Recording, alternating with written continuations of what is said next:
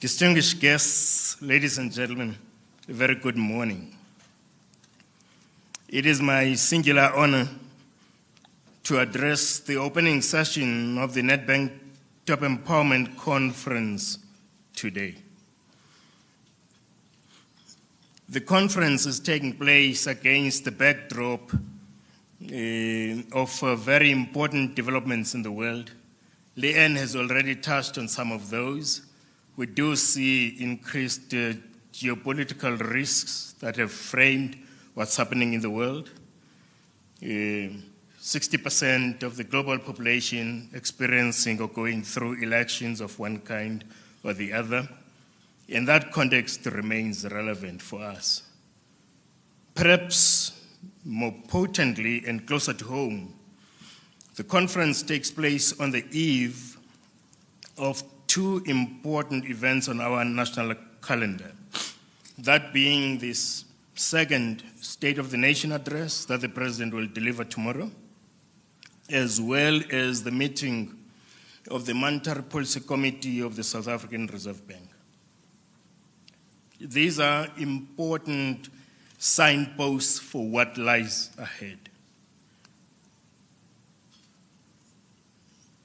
I think developments of the last 2 months or so, the election and its outcome, positions the Constitution and its primacy in our national and political life is very central.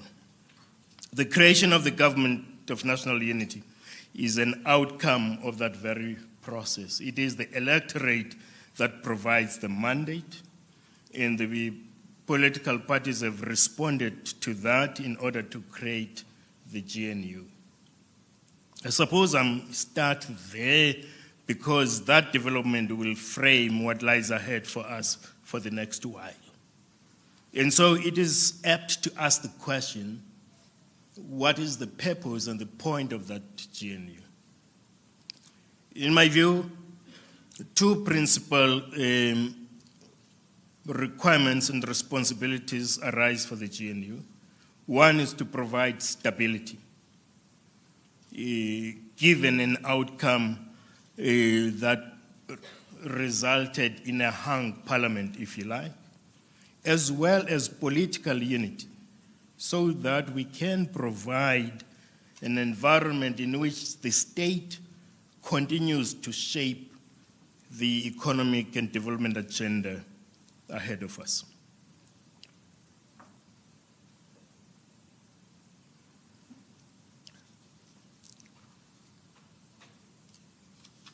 So we do look forward to the President's address and also to the key priorities of that Government of National Unity as shaping what lies ahead, particularly in the economy and empowerment agenda. If politics is to have meaning, it must principally be about decisions that allocate the resources in the economy. And to that extent, we can't take an indifferent attitude to what's happening in the political arena. But politics also is not just for itself. It's also for what happens in the economy and how that economy empowers and impacts the lives of citizens.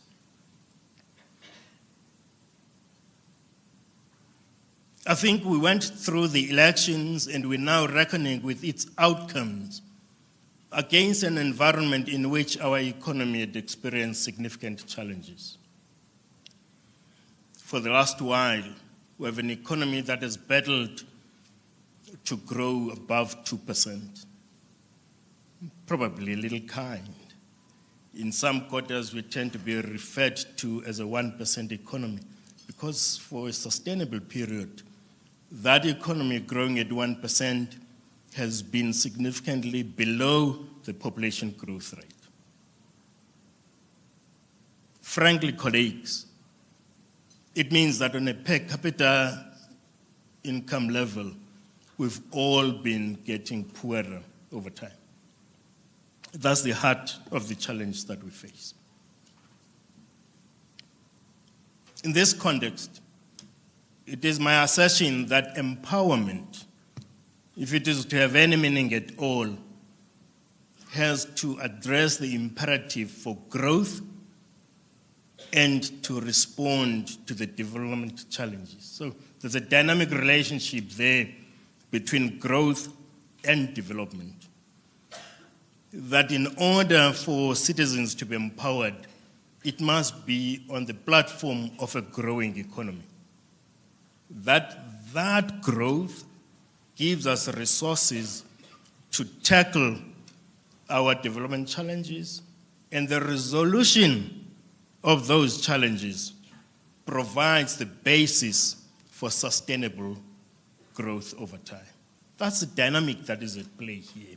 And therefore, failure to make progress on any one side of that equation means that as a society we battle to forge ahead.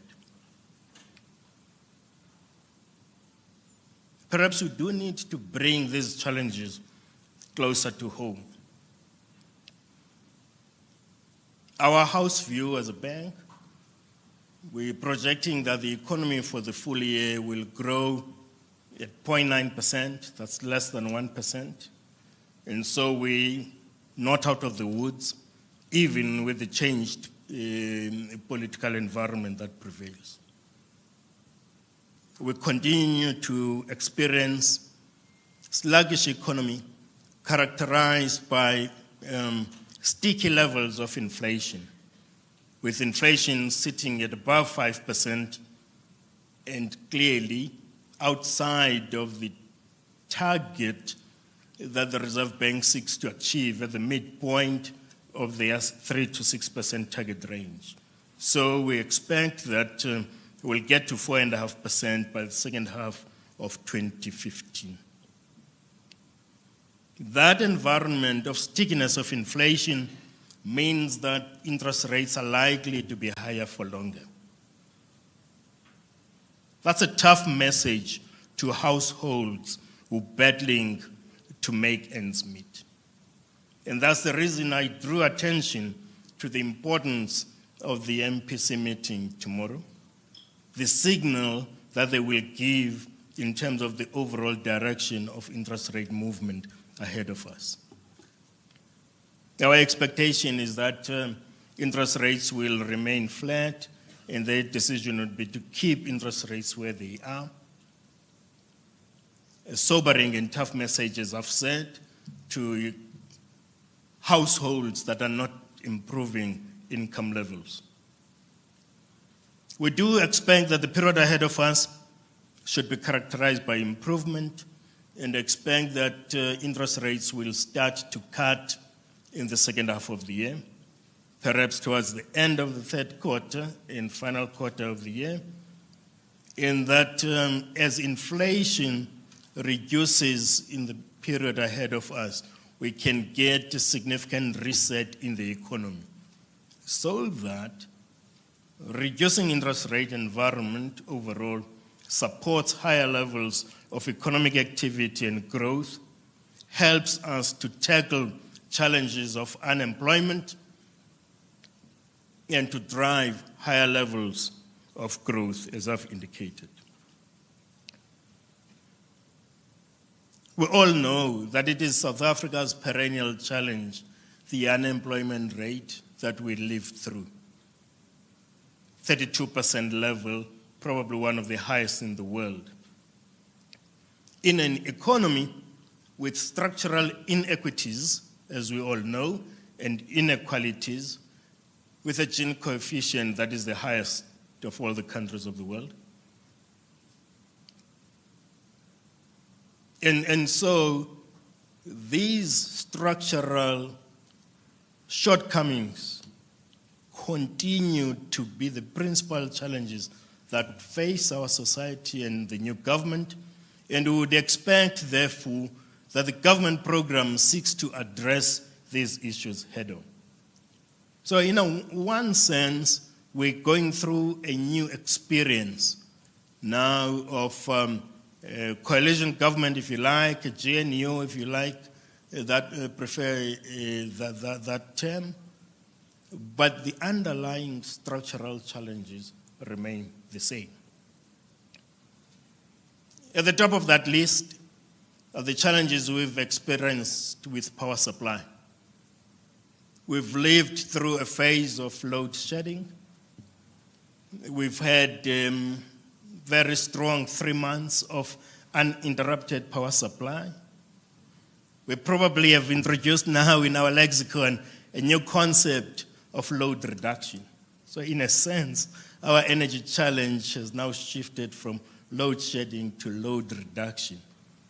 But the security of supply still is the underlying principal challenge that we face as a society.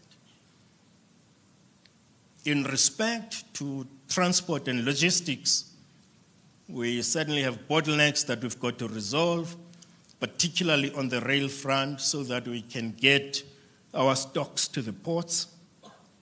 Deep bottleneck the ports so that we can get our export goods to markets.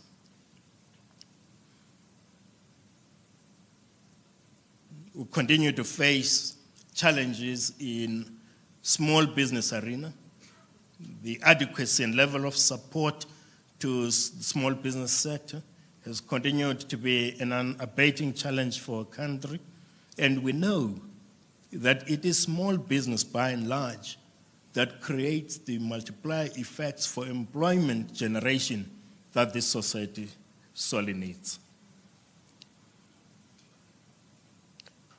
We would hope and expect that the government program responds adequately to these challenges and helps to energize and mobilize society as a whole so that we too can respond to the calls for a national dialogue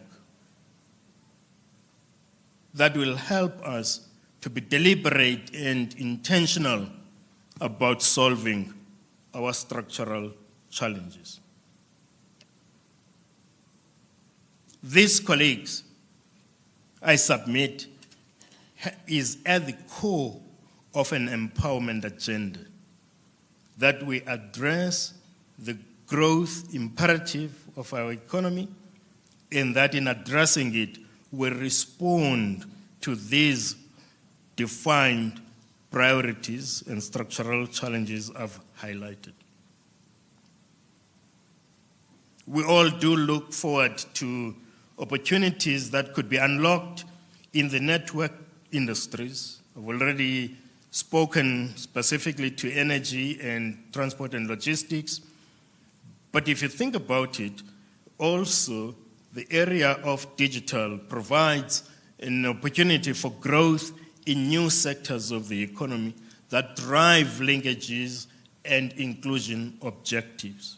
And so it is our challenge that we should respond to the times we live in a manner that allows us to create a growing economy that is inclusive, providing means and capabilities to draw into the mainstream very many of our people currently living at the margins of our economy.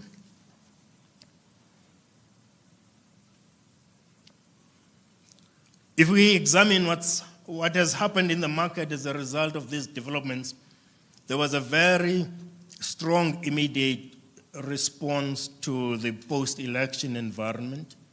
Certainly we saw improved sentiments in the financial markets. If you look at the bond market, the equities market, currency markets, there was a positive response to that. But sentiment alone is not going to be adequate. Sentiment has to be backed by actions so that the positive sentiment and energy is sustained over time. That is a key critical requirement that we all have to be working towards. From our point of view, as Nedbank, we remain committed to partnering with government on this mission, creating the skills and capabilities needed to to provide certainty, to mobilize capital, to upskill our people, to upgrade supportive infrastructure. And in that respect, we will not be found wanting in providing our energies, our creativity, our problem-solving skills, and financing solutions in order to get South Africa to work.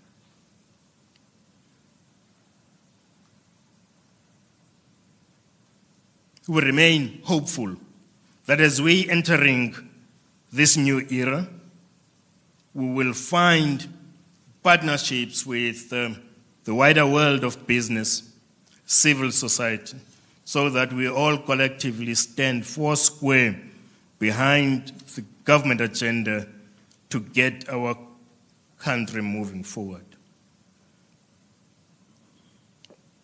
I do hope and wish that this year's Nedbank Top Empowerment Conference will undoubtedly serve to generate new ideas, new impetus, new focus on what needs to be done in order to achieve these goals that we've set for ourselves as a society. In that regard, I wish you fruitful deliberations and focused actions arising from those deliberations as we embark on the next leg of our